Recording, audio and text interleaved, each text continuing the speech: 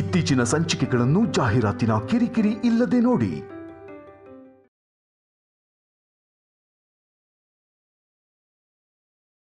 ನೀವು ನನಗೆ ಸಹಾಯ ಮಾಡಿಲ್ಲ ಅಂದ್ರೆ ನನ್ನ ಹೆಂಡತಿ ಮಗ ಅನಾಥ ಆಗ್ಬಿಡ್ತಿದ್ರು. ನನಗೆ ಪ್ಯಾರಾಲಿಸಿಸ್ ಬಂದು ಮಲ್ಕೊಂಡಿರುವಾಗ ನನ್ನ ಮಗ ಸ್ಕೂಲಿಗೆ ಹೋಗೋದು ಬಿಟ್ಟು ನನ್ನ ಹೆಂಡತಿ 4 ಮನೆ ಕೆಲಸ ಮಾಡಿಕೊಂಡು ಇರೋದು ಸರ್. ಓದಬೇಕಾಗಿರೋ ವಯಸ್ಸಲ್ಲಿ ನನ್ನ ಮಗ ನನ್ನ ಮುಂದೆ ಕೆಲಸ ಮಾಡ್ತಿರ್ಬೇಕಾದ್ರೆ ನೋಡಿ ಆ ನೋವಿಂದ ಸತ್ತೋಗ್ಬಿಡ್ತೀನಿ ಅನ್ನೋ ಭಯ ಆಗ್ತಿತ್ತು ಸರ್. ಅಂಥ ಪರಿಸ್ಥಿತಿಲಿ ನೀವು ದೇವರಾಗಿ ಬಂದು ನನಗೆ ಸಹಾಯ ಮಾಡಿದ್ರಿ ಸರ್. ನಿಮ್ಮ ಉಪಕಾರ ಯಾವತ್ತೂ ಮರೆಯಲ್ಲ ಸರ್. ಅಯ್ಯಯ್ಯೋ ಸರ್ ಸರ್ ಇದು ತಪ್ಪು ಸರ್. ನಾನು ನಿಮಗಿಂತ ಚಿಕ್ಕವನು. ನನ್ನ ಜೀವಮಾನ ಇಡೀ ನಿಮ್ಮ ಋಣದಲ್ಲೇ ಇರ್ತೀನಿ ಸರ್. ನೀವು ಏನು ಹೇಳಿದ್ರು ಮಾಡ್ತೀನಿ ಸರ್. ಹೇಳಿ ಸರ್. ಮತ್ತೆ ನಿಮ್ಮ ಜಾಬಿಗೆ ನೀವು ಜಾಯ್ನ್ ಆಗಿ ನಿಮ್ಮ ಕುಟುಂಬನ ಚೆನ್ನಾಗಿ ನೋಡ್ಕೊಳ್ಳಿ.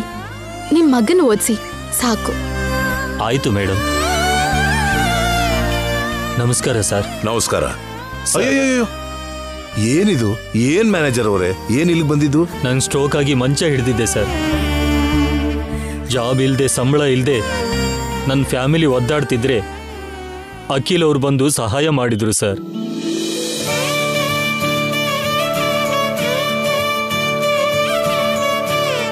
ಹಾಸ್ಪಿಟ್ಲಿಗೆ ಅಡ್ಮಿಟ್ ಮಾಡಿಸಿ ಟ್ರೀಟ್ಮೆಂಟ್ ಬೇರೆ ಕೊಡಿಸಿದ್ರು. ಖರ್ಚಿಗೆ ದುಡ್ಡು ಬೇರೆ ಕೊಟ್ಟರು. ನಾನಿವತ್ತಿಲ್ಲಿ ನಿಂತಿದ್ದಕ್ಕೆ ಕಾರಣ ಇವರೇ ಸರ್.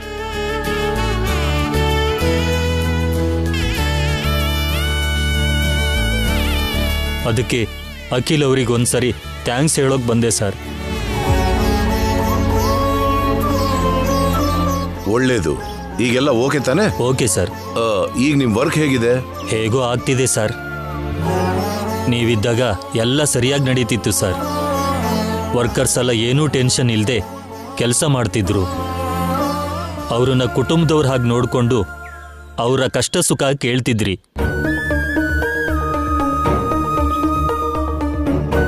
ಆದರೆ ಈಗ ಎಲ್ಲ ಬದಲಾಗಿದೆ ಸರ್. ಕಾರ್ಮಿಕರಿಗಷ್ಟೇ ಅಲ್ಲ, ಆ ಕಂಪ್ನಿಗೂ ಕೂಡ ಕಷ್ಟ ಆಗ್ತಾ ಇದೆ ಸರ್. ಇವತ್ತು ನಾಳೆನೋ ಅನ್ನೋ ಹಾಗಿದೆ. ಈಗ ನೀವೆಲ್ಲ ವರ್ಕ್ ಮಾಡ್ತಿರೋದು? ಐಶ್ವರ್ಯ ಮೇಡಮ್ ಹತ್ರನೇ ಸರ್. ಏನು, ಅವಳ ಹತ್ರ ಕೆಲಸ ಮಾಡ್ತಿದ್ಯಾ?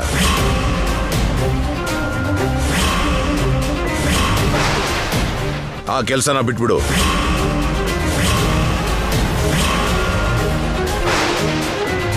ಆ ಐಶ್ವರ್ಯ ಹತ್ರ ಕೆಲಸ ಮಾಡೋದಕ್ಕಿಂತ ಕೂಲಿ ಮಾಡಿ ಬದುಕೋದು ಒಳ್ಳೇದು. ಮಾವ, ಆವೇಶ ಪಡಬೇಡಿ. ಆವೇಶ ಅಲ್ಲಮ್ಮ.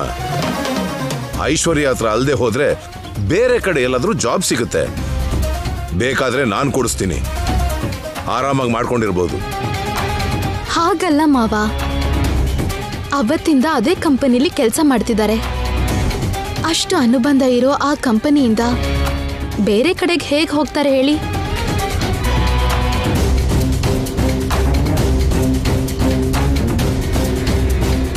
ಐಶ್ವರ್ಯ ಅಕ್ಕ ಮಾಡಿದ್ದು ಕರೆಕ್ಟ್ ಅಲ್ಲದೆ ಇರ್ಬೋದು. ಹಾಗಂತ ಇವ್ರ ಕಂಪನಿ ಬಿಟ್ಟು ಹೋಗೋದು ಯಾಕೆ ಮಾವ? ಹೌದು ಡ್ಯಾಡಿ. ಅಲ್ಲದೆ ಈಗ ಆ ಕಂಪ್ನಿ ಪೊಸಿಷನ್ ಕೂಡ ಚೆನ್ನಾಗಿಲ್ಲ. ಇವತ್ತಲ್ಲದೆ ಇದ್ರೂ ನಾಳೆ ಆದರೂ ಆ ಫ್ಯಾಕ್ಟ್ರಿ ನಮ್ಮದೇ ಅಲ್ವಾ? ಈ ಥರ ಟೈಮಲ್ಲಿ ಆ ಫ್ಯಾಕ್ಟ್ರಿ ದಾರಿ ತಪ್ಪದೇ ಇರಬೇಕು ಅಂದರೆ ಎಕ್ಸ್ಪೀರಿಯನ್ಸ್ ಇರೋವಂಥ ಇಂಥ ಮ್ಯಾನೇಜರ್ ತುಂಬ ಅಗತ್ಯ. ಸರಿ, ನನ್ನ ಮಗ ಸೊಸೆ ಹೇಳಿದ್ದು ಕರೆಕ್ಟ್ ಅನಿಸ್ತಿದೆ. ಹೋಗು, ಹುಷಾರಾಗಿ ಮಾಡ್ಕೋ. ಬರ್ತೀನಿ ಸರ್.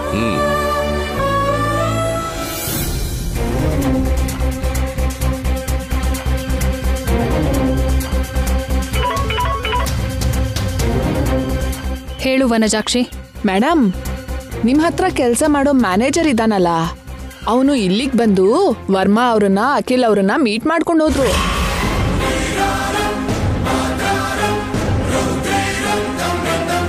ಏನ್ ಮಾತಾಡ್ಕೊಂಡ್ರು?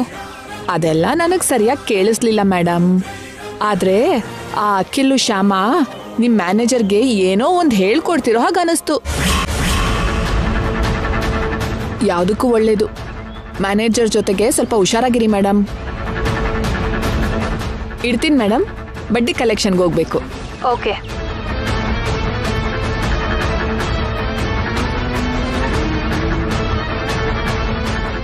ನಿಮ್ ಹತ್ರ ಕೆಲಸ ಮಾಡೋ ಮ್ಯಾನೇಜರ್ ಇದ್ದಾನಲ್ಲ, ಅವನು ಇಲ್ಲಿಗೆ ಬಂದು ವರ್ಮಾ ಅವ್ರನ್ನ ಅಖಿಲ್ ಅವ್ರನ್ನ ಮೀಟ್ ಮಾಡ್ಕೊಂಡು ಹೋದ್ರು.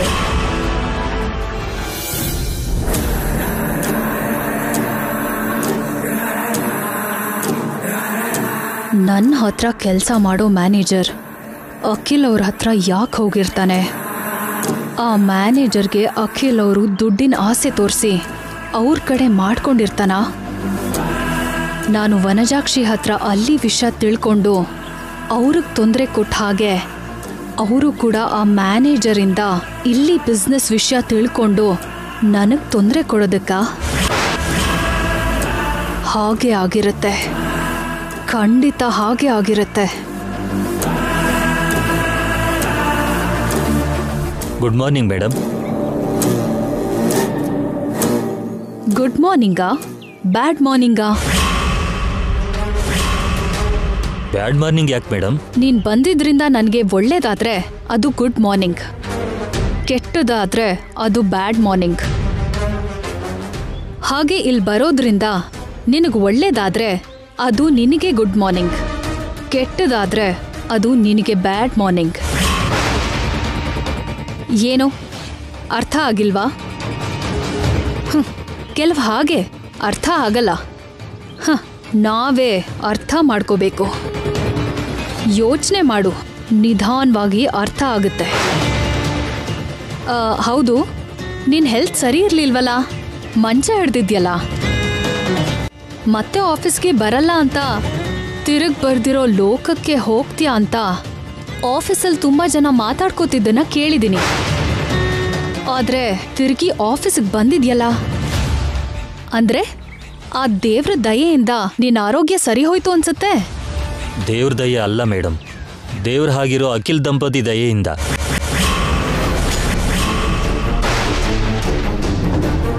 ಅಖಿಲ್ ಸರ್ ಮತ್ತು ಶ್ಯಾಮಾ ಮೇಡಮ್ ನನ್ನ ಪರಿಸ್ಥಿತಿ ತಿಳ್ಕೊಂಡು ನಮ್ಮ ಮನೆಗೆ ಬಂದು ನನ್ನ ನೋಡಿ ಆಸ್ಪತ್ರೆಗೆ ಸೇರಿಸಿ ತುಂಬ ದುಡ್ಡು ಖರ್ಚು ಮಾಡಿ ನನಗೆ ಟ್ರೀಟ್ಮೆಂಟ್ ಮಾಡಿಸಿದ್ರು.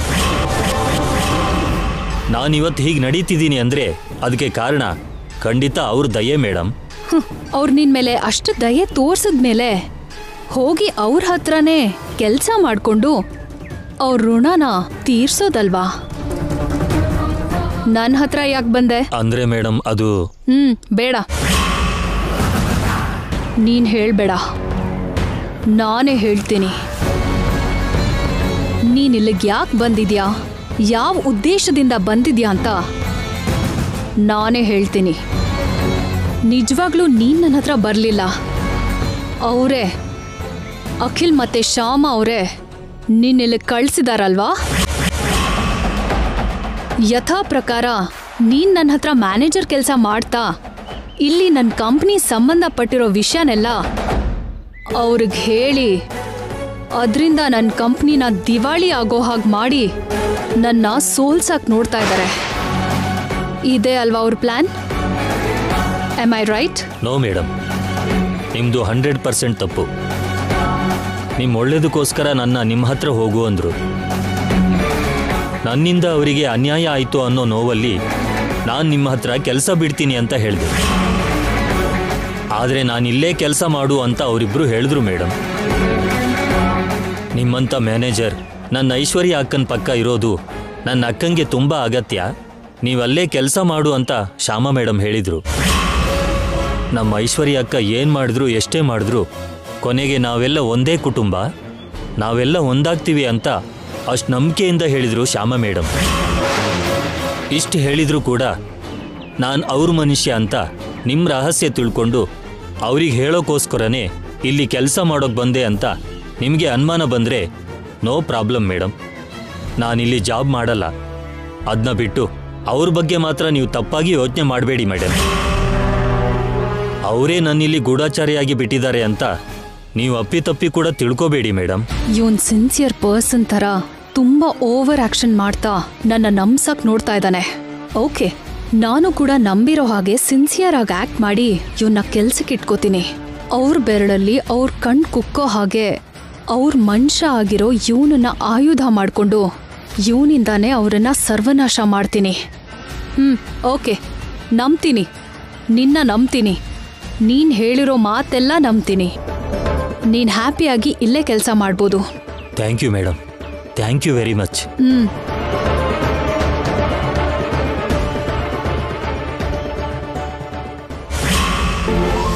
ಏನಾದ್ರೆ ಕಾಫಿ? ಹಾ, ಒಂದ್ ನಿಮಿಷ ಶ್ಯಾಮ.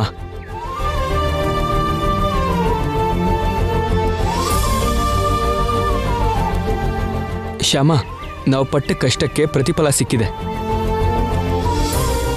1 ಮಂತ್ ನಾವು ಹಾಕಿರೋ ಬಂಡವಾಳಕ್ಕೆ ಡಬಲ್ ಪ್ರಾಫಿಟ್ ಸಿಕ್ಕಿದೆ. ನಂಗೆ ತುಂಬಾನೇ ಖುಷಿ ಆಗ್ತಿದೆ ರೀ. ಮಾವನ್ಗೆ ಫೋನ್ ಮಾಡ್ಬಿಟ್ಟು ಹೇಳಿ, ಅವರು ಖುಷಿ ಪಡ್ತಾರೆ. ಓಕೆ ಶ್ಯಾಮ.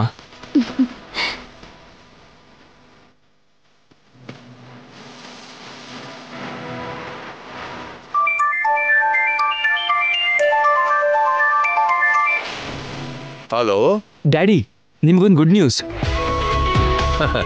ಏನು ಅಖಿಲ್?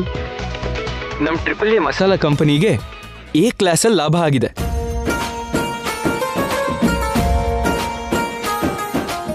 ಒನ್ ಮಂತಲ್ಲಿ ನಾವು ಮಾಡಿರೋ ಖರ್ಚಿಗೆ ಡಬಲ್ ಬಂದಿದೆ ಡ್ಯಾಡಿ.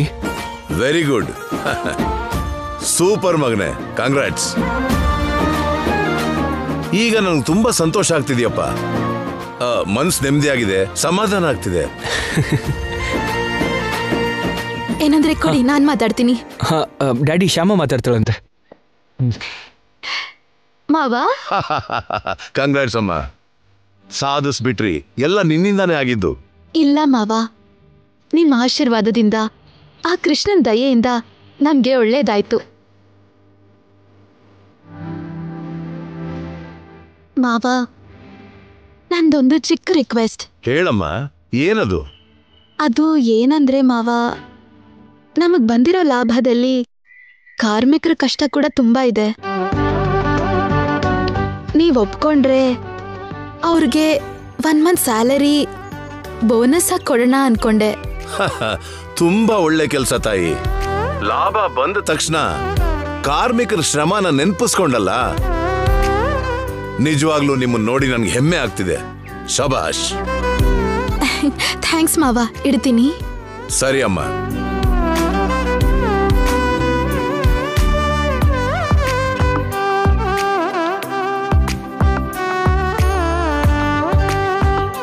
ಏನಾಯ್ತು ರೀ?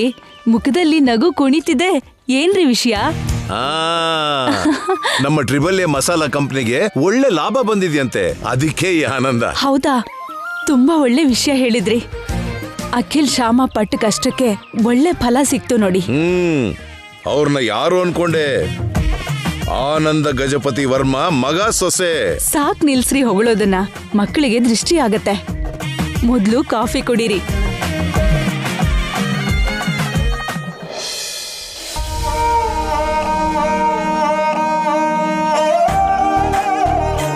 ನೋಡಿ ಅಮ್ಮ, ನಮ್ಮ ಶ್ರಮಕ್ಕೆ ಫಲ ಸಿಕ್ಕಿದೆ. ನಮ್ಮ ಕಂಪನಿಗೆ ಲಾಭ ಆಗಿದೆ. ಕಾರ್ಮಿಕರ ಕಷ್ಟನೇ ಕಂಪನಿಗೆ ಬುನಾದಿ. ನೀವು ಪಡೋ ಶ್ರಮ, ನೀವು ಹರಿಸೋ ಬೆವರಿಗೆ ಮತ್ತೊಂದು ಹೆಸರೇ ನಮ್ಮ ಕಂಪನಿ ಬ್ರ್ಯಾಂಡ್ ನೇಮ್. ಒಂದು ಪ್ರಾಡಕ್ಟಿಗೆ ಒಳ್ಳೆ ಹೆಸರು, ಲಾಭ ಬಂದಿದೆ ಅಂದರೆ ಅದು ಕೆಲಸ ಮಾಡೋರ ಶ್ರಮ ಅನ್ನೋದ್ರಲ್ಲಿ 2 ಮಾತೇ ಇಲ್ಲ. ಇವತ್ತು ನಮ್ಮ AAA ಮಸಾಲಾ ಕಂಪನಿಗೆ ಇಷ್ಟು ಹೆಸರು, ಲಾಭ ಬಂದಿದೆ ಅಂದರೆ ಅದಕ್ಕೆ ಕಾರಣ ನಿಮ್ಮ ಶ್ರಮ. ಅದಕ್ಕೆ ನಿಮ್ಗೆಲ್ಲರಿಗೂ ತುಂಬ ತುಂಬ ಥ್ಯಾಂಕ್ಸ್. ಈ ಸಂತೋಷ ನಿಮ್ಗೂ ಸಿಗ್ಬೇಕು, ನಿಮ್ ಜೊತೆ ಹಂಚ್ಕೋಬೇಕು ಅನ್ಕೊಂಡಿದೀವಿ. ಅದಕ್ಕೆ ಅಖಿಲ್ ಅವರು, ಆನಂದ ವರ್ಮಾ ಅವರು ಒಂದ್ ನಿರ್ಧಾರ ಮಾಡಿದ್ದಾರೆ. ನಿಮ್ ಎಲ್ರಿಗೂ 1 ತಿಂಗಳು ಸಂಬಳನ ಬೋನಸ್ ಆಗಿ ಕೊಡ್ಬೇಕು ಅನ್ಕೊಂಡಿದ್ದಾರೆ.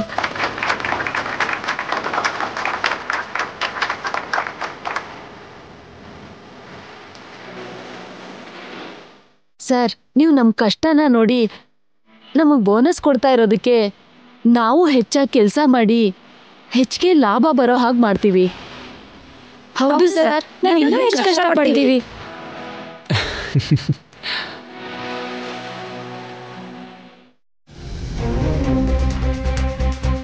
ಮೇಡಮ್, ಲಾಸ್ಟ್ ಮಂತ್ ನಮ್ಮ ಕಂಪ್ನಿ ಪ್ರೋಗ್ರೆಸ್ ಏನು? ಪ್ರೋಗ್ರೆಸ್ ಏನೂ ಇಲ್ಲ ಮೇಡಮ್. ಲಾಸ್ಟ್ ವೀಕ್ ನಮ್ಮ ಮಸಾಲ ಚೆನ್ನಾಗೇ ಸೇಲ್ ಆಯ್ತಲ್ಲ? ಅದು ಸೇಲ್ ಆಗಿದ್ರಿಂದನೇ ನಾವು ಸೇಫ್ ಆದ್ವಿ ಮೇಡಮ್, ಇಲ್ದಿದ್ರೆ ಲಾಸ್ ಆಗ್ತಿತ್ತು. ನಾವು ಹಾಕಿದ್ದು ಬಂದಿದ್ದು ಲೆಕ್ಕ ನೋಡಿದ್ರೆ ₹1 ಕೂಡ ಲಾಭ ಇಲ್ಲ ಮೇಡಮ್. ನಿಜ ಹೇಳಬೇಕು ಅಂದರೆ ಒಂದು 2000 ನಷ್ಟ ಆಗಿದೆ ಮೇಡಮ್. ನಮ್ಮ ಕಂಪ್ನಿ ಲಾಸಲ್ಲಿದೆ ಅಂತ ಎಲ್ಲ ವರ್ಕರ್ಸ್ಗೂ ಹೇಳಿ ಈ ಮಂತ್ ಎಲ್ಲರ ಸ್ಯಾಲ್ರಿಯಿಂದ 2,000 ಕಟ್ ಮಾಡು. ಮೇಡಮ್, ಅವ್ರಿಗೆ ಲಾಸ್ಟ್ ಮಂತೇ ಹೆಚ್ಚು ಕೊಡಬೇಕಿತ್ತು, ಆದರೆ ಕೊಟ್ಟಿಲ್ಲ ಮೇಡಮ್. ಯಾಕೆ? ಅವ್ರು ಫೀಲ್ ಆಗ್ತಾರೆ ಅಂತ ನೀನು ಫೀಲ್ ಆಗ್ತಿದ್ಯಾ? ಎಲ್ಲರ ಅಕೌಂಟ್ ಸೆಟ್ಲ್ ಮಾಡಿ ಅಕೌಂಟ್ ಫೈಲ್ಸ್ನ ನನ್ನ ಟೇಬಲ್ ಮೇಲಿಡು. Okay madam.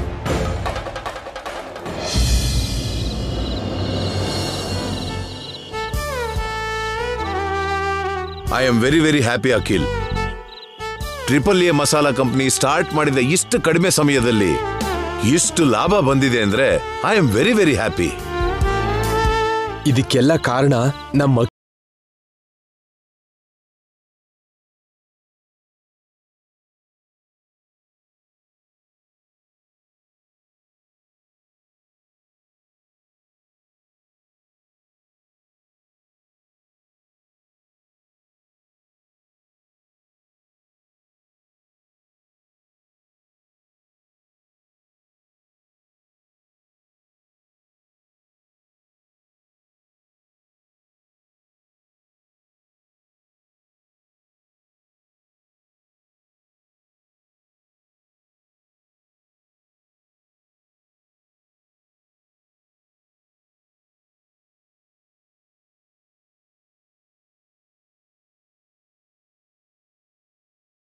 ಅಂದ್ಕೊಂಡ ಹಾಗೆ ಆಗತ್ತೆ.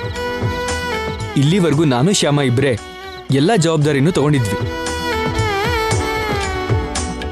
ಇವಾಗ ಅಣ್ಣ ಕೂಡ ನಮಗೆ ಸಪೋರ್ಟ್ ಆಗಿದ್ದಾನಲ್ವಾ, ಡೆಫಿನೆಟ್ ಆಗಿ ನಾವು ಎಲ್ಲ ಸಾಧಿಸ್ತೀವಿ. ಕರೆಕ್ಟ್ ಅಖಿಲ್.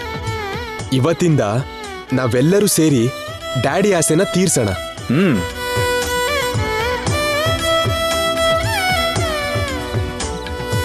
ಯಾರು ಯಾವ ಕೆಲಸ ಮಾಡೋದು ಅಂತ ಡಿಸೈಡ್ ಮಾಡ್ಕೊಂಡು ಅದನ್ನ ಫಾಲೋ ಮಾಡೋಣ. ಓಕೆ ಅಣ್ಣ, ನಿನಗೆ ಮಾರ್ಕೆಟಿಂಗಲ್ಲಿ ಎಕ್ಸ್ಪೀರಿಯನ್ಸ್ ಇರೋದ್ರಿಂದ ಮಾರ್ಕೆಟ್ ಕೆಲಸ ಎಲ್ಲ ನೀನೇ ನೋಡ್ಕೋ. ಶೋರ್, ನಾನು ನೋಡ್ಕೋತೀನಿ. ನಾನು ಅಕೌಂಟ್ಸ್ ನೋಡ್ಕೋತೀನಿ. ನಾನು ರೆಸಿಪಿ ಕಡೆ ನೋಡ್ಕೋತೀನಿ. ನನಗೂ ಕೂಡ ಏನಾದರೂ ಕೆಲಸ ಕೊಡಿ. ನನಗಾದ ಮಟ್ಟಿಗೆ ನಾನು ಏನಾದರೂ ಮಾಡ್ತೀನಿ.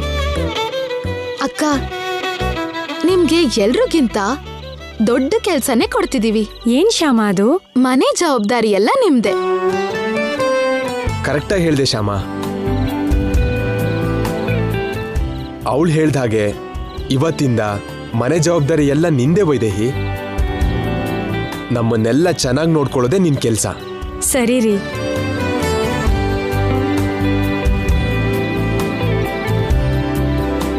ಹಾ, ಮೊದಲು ನೀವು ಮಾಡಬೇಕಾಗಿರೋ ಕೆಲಸ AAA ಮಸಾಲಾ ಕಂಪನಿ ಮತ್ತೆ ಮಾರ್ಕೆಟ್ ಒಳಗೆ ಬಂದಿದೆ ಅಂತ ಎಲ್ರಿಗೂ ಗೊತ್ತಾಗೋ ಹಾಗೆ ಮಾಡಬೇಕು. Correct daddy.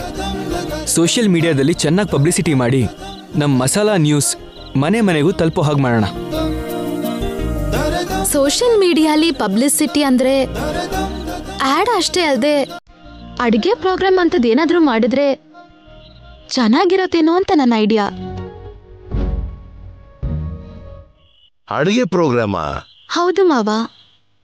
ಕೆಲವು ಫ್ಯಾಮಿಲಿ ಸೆಲೆಕ್ಟ್ ಮಾಡಿ ಅವ್ರ ಹತ್ರ ನಮ್ಮ ರೆಸಿಪೀಸಿಂದ ಅಡುಗೆ ಮಾಡಿಸಿ ಅವ್ರ ರಿಪೋರ್ಟ್ಸ್ ಏನು ಅಂತ ರೆಕಾರ್ಡ್ ಮಾಡಿ ಅದನ್ನ ಸೋಷಿಯಲ್ ಮೀಡಿಯಾದಲ್ಲಿ ಅಪ್ಲೋಡ್ ಮಾಡೋಣ.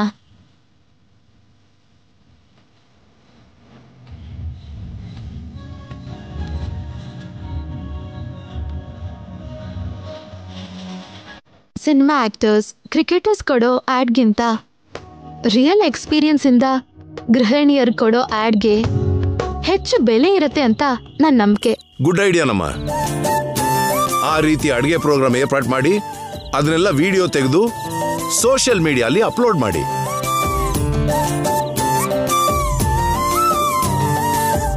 ಡೆಫಿನೆಟ್ ಆಗಿ ನಮ್ಮ AAA ಮಸಾಲಾ ಕಂಪನಿ ಮತ್ತೆ ಮಾರ್ಕೆಟ್ ಒಳಗೆ ಬಂದಿದೆ ಅಂತ ಗೊತ್ತಿಲ್ಲದೆ ಇರೋರ್ಗೆಲ್ಲ ಗೊತ್ತಾಗೋದು ಅಲ್ಲದೆ ಎಲ್ಲರೂ ಅದನ್ನ ಕೊಂಡ್ಕೊಂತಾರೆ.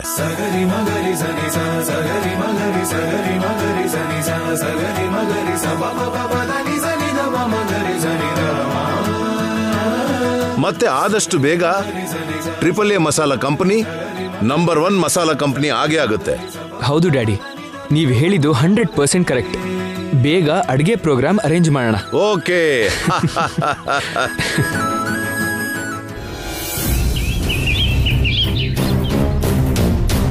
ಇದೇನು ನಮ್ಮ ಐಶ್ವರ್ಯ ಮಸಾಲಾ ಕಂಪನಿ ಸೇಲ್ಸ್ ಇಷ್ಟು ಕೆಳಗೆ ಬಿದ್ದಿದೆ? ಅದೇ ನನಗೂ ಅರ್ಥ ಆಗ್ತಾ ಇಲ್ಲ ಮೇಡಮ್. ಗ್ರ್ಯಾಜುವಲಿ ಸೇಲ್ಸ್ ಡ್ರಾಪ್ ಆಗ್ತಾ ಹೋಗ್ತಾ ಇದೆ. ಒಂದ್ಸಲ ನಮ್ಮ ಡಿಸ್ಟ್ರಿಬ್ಯೂಟರ್ಸ್ಗೆ ಫೋನ್ ಮಾಡು, ನಾನೇ ಮಾತಾಡ್ತೀನಿ. Okay madam.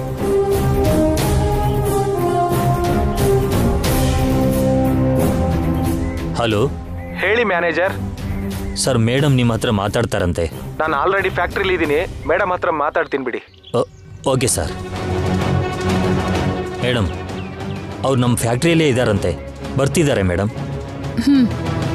Excuse me madam. ನಮಸ್ತೆ ಮೇಡಮ್. ಬನ್ನಿ ಕೂತ್ಕೊಳ್ಳಿ. Thank you. ಏನ್ ರಾಮಾರಾವ್ ಇದು? ನಮ್ ಸೇಲ್ಸ್ ಯಾಕೆ ಹೀಗ್ ಬೀಳ್ತಿದೆ? ಏನು ಹೇಳು ಅಂತೀರಿ ಮೇಡಮ್? ನಮ್ಮ ಮಸಾಲದಲ್ಲೇ ಅಡುಗೆ ಮಾಡಿದ್ರೆ ಅದು ಚೆನ್ನಾಗಿ ಬರಲಿಲ್ಲ ಅಂತ ಅದನ್ನು ತಿನ್ನಕ್ಕಾಗದೆ ಕಸದ ಬುಟ್ಟಿಗೆ ಹಾಕ್ತಿದಾರಂತೆ ಜನರು. ಅದಕ್ಕೆ ನಮ್ಮ ಮಸಾಲೆ ಹಾಕಿರೋ ಕಸ್ಟಮರ್ಸ್ ಎಲ್ಲ ಮಸಾಲೆ ಪ್ಯಾಕೆಟ್ಸ್ನ ತಗೊಂಡೋಗಿ ಅಂಗಡಿಯವ್ರ ಮುಖಕ್ಕೆ ಎಷ್ಟು ಹೋಗ್ತಿದಾರಂತೆ.